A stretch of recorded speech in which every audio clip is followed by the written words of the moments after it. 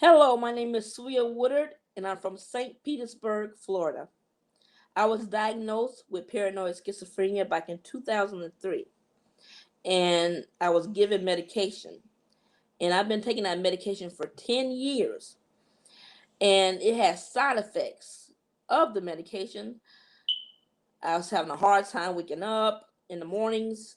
I was gaining weight, so I was like, brilliant idea. Let me get off of it. Let me try natural remedies. And so I got off my medication, even after talking to doctors and them advising me not to. And around that time, me and my husband was thinking about having a child too. So that was even more reason to get off the medication.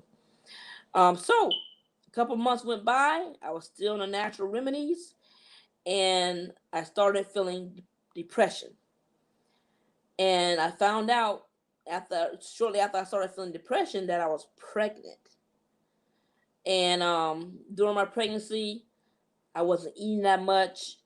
I wasn't hungry. I started having pains in my stomach every day, and I really felt that the healthcare system had it together. They would be able to help me through any problems I had, and I found out a few times they failed me.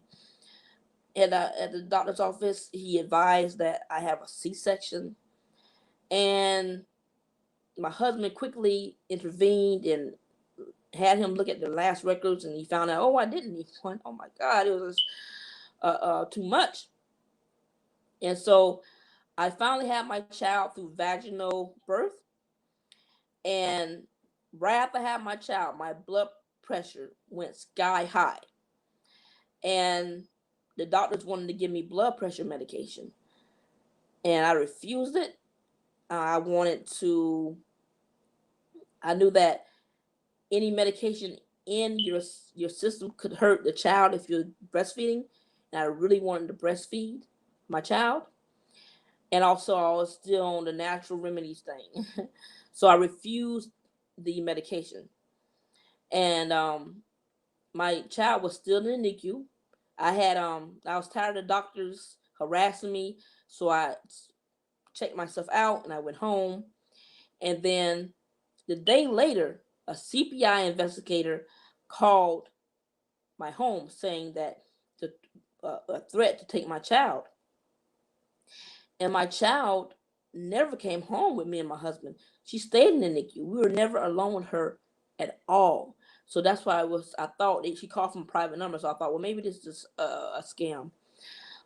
So I advised my husband, don't return their calls. Don't return their calls. Because of that, the courts, they just had a CPI investigator take my child, and I broke down. I had to be hospitalized in a psychiatric ward, and I was given a second diagnosis, bipolar. And it was traumatic. The people there, they mistreated me. One time I was going through what was in the medication I was taking because I was aware of other side effects. And before I was done, they grabbed me and shot me in the shoulder with medication, and I felt so horrible with my mental illness. But luckily, I found a great psychiatrist, and he explained I don't have bipolar. They probably diagnosed me with that because of the situation I was in and the environment, and because I was so angry after losing my child. And he explained my medication, why I needed it, and so forth. And so I started taking my medication every day, and I got well, and me and my husband was able to bring our child home. So I would like to say, if you're ever in this situation, listen to your doctors. It's a great idea to learn everything you can about your diagnosis. But once you get that information, you want to meet with your doctor, go over it, make sure it's true, and come up with a treatment plan that's best for you. Thank you so much for allowing me to speak today.